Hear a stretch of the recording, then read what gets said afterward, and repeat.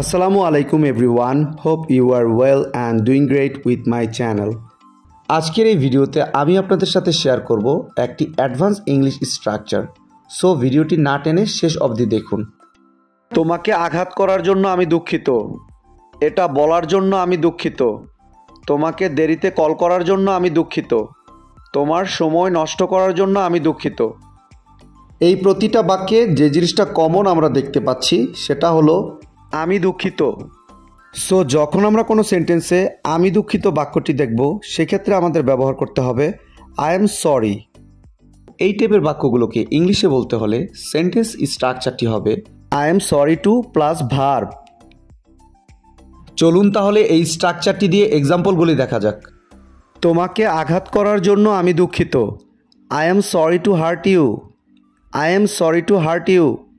এটা বলার জন্য আমি দুঃখিত। I am sorry to say it. I am sorry to say it. তোমাকে দেরিতে কল করার জন্য আমি দুঃখিত। I am sorry to call you late.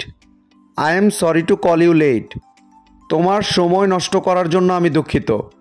I am sorry to waste your time. I am sorry to waste your time. I hope এই স্ট্রাকচারটা আপনারা ভালোভাবে বুঝতে পেরেছেন। Now it's your turn. তোমাকে বিরক্ত করার জন্য আমি দুঃখিত। তোমাকে বিরক্ত করার জন্য আমি দুঃখিত। এই বাক্যটি ইংলিশে কী হবে আপনারা কমেন্টে লিখে জানাবেন।